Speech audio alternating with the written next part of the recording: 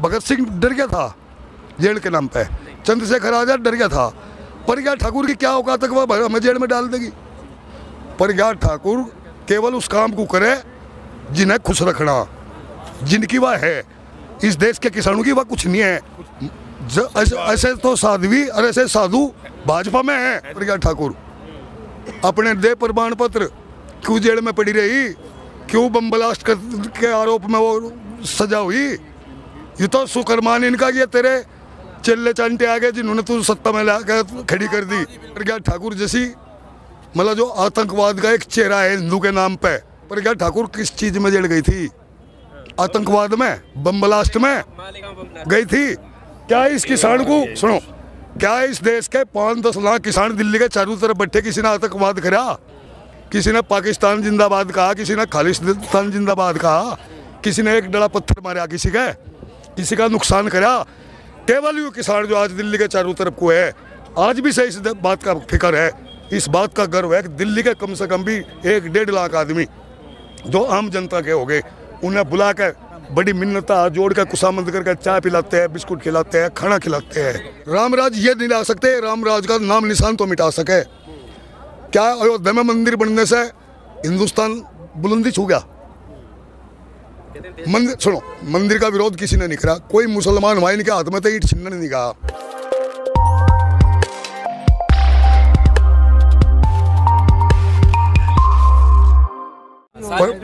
प्रज्ञा ठाकुर ये कह रही है कि किसान नहीं है, जैसा हम किसान नहीं।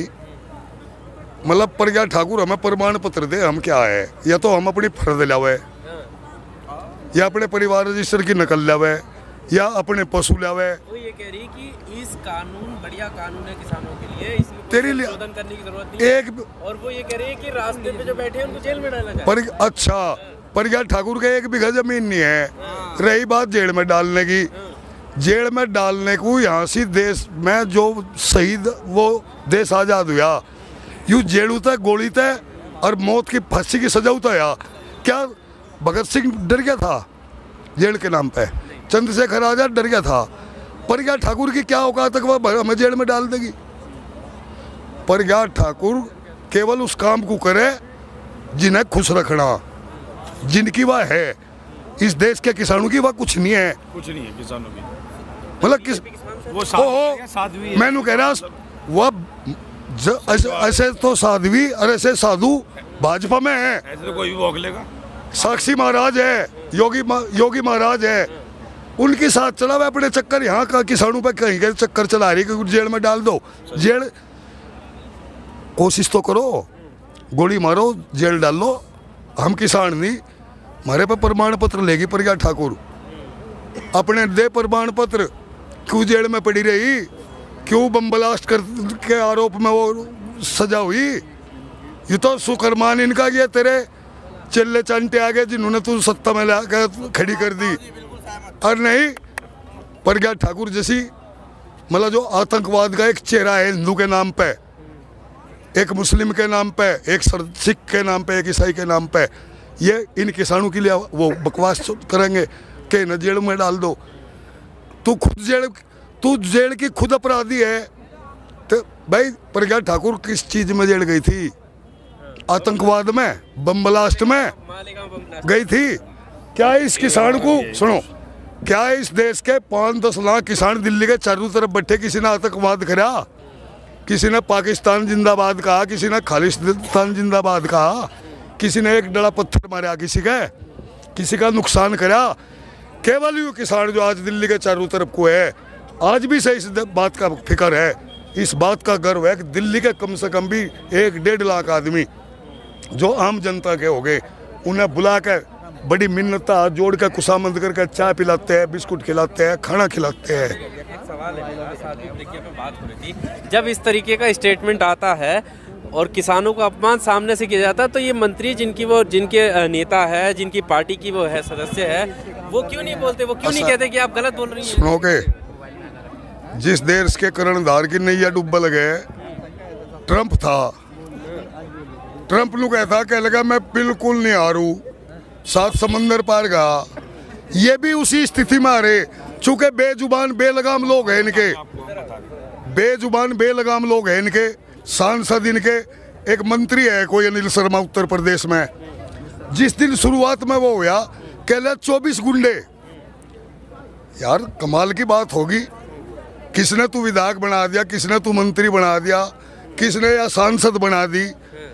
एक और सांसद कोई वो वहाँ बम्बई में बकवास फिल, इन्हें चीन का सहयोग है, चीन ने पाकिस्तान ने बनाए गए 3 काले कानून बनाए तो इन्होंने होंगे। चीन और पाकिस्तान की हमें जरूरत कहाँ पड़ेगी। तो एक अफसोस की बात, मतलब आज भाई वोट तो इन्हें इस हिंदुस्तान के 133 करोड़ जनता में थे, किसान, मुसलमान, ईसाई, सिख सब नहीं दी होगी क्या? ये रात रात में अपने आप बन के सांसद और दोबारा सत्ता में बैठ के क्या? इनका हाल ट्रंप से भी बुरा होना। और रही बात ये प्रज्ञा रज्ञा, और ये बस और तो क्या कहे, ये ज़्यादा दिन के मेहमान नहीं, केवल जो है इनका अंतिम समय। ये उत्तर प्रदेश में तभी 2022 में जाएंगे। अमित शाह कह रहे हैं 2050 तक वो देश में राज करेंगे। अरे भाई 2050 लोग तो मेरे भाई अमित शाह जी जब राज कर लेंगे, जब इनकी उम्र इतनी रह जाएगी कम से कम सुन तो। अरे जी बाबा टिकैत के टाइम पे सन 87, उनकी पार्टी तो रहेगी। मेरी बात तो सुन लो जो मैं कह रहा। सन 87 में जिस टाइम पे भारतीय किसान यूनियन का उदय हुआ, सन 87 में जिस टाइम पे भारतीय किसान यूनियन का उदय हुआ, हम बिल्कुल नई उम्र के बच्चे थे। अब बाबा टिकैत ही नहीं रहे, अब हमारी भी उम्र ढलान की तरफ को एक पीढ़ी इस सन 87 के आंदोलन तक आज तक 2019 तक पूरी एक पीढ़ी मर चुकी है। 2020 तक चूंकि टाइम देखो कितना लंबा समय होता है। जिसकी टाइम उस टाइम पर 40 साल उम्र होगी वो जिंदा नहीं है। हम तो लोग अमित शाह भाई कहीं को दोबारा पैदा हो गए और फिर 18-19 साल की उम्र में नई वोट बनवा के वोट और फिर का चुनाव लड़के जब तो तू 50 साल कर सके। इस हालात में इस देश के किसान को खा के राम राज की जरूरत कहाँ। एक बात तो बताओ, यूँ सुनो, हिंदुस्तान जो है एक सद्भावक देश है। हिंदू, मुसलमान, सिख, ईसाई, इसमें अनेक भाषाएं बोली जाती है। हर 25 किलोमीटर पे तो हमारे यहाँ हिंदी भाषी क्षेत्र में भाषा बदल जाती है। रामराज इससे अच्छा इस देश में कौन जा सके किसान से अलावा। आप इस आंदोलन में देखो, किसी भी आदमी को, कोई चाहे मुसलमान है चाहे कोई A to Z किसी भी बिरादरी से है, इससे सुनो रामराज ये नहीं ला सकते, रामराज का नाम निशान तो मिटा सके। क्या अयोध्या में मंदिर बनने से हिंदुस्तान बुलंदी छू गया?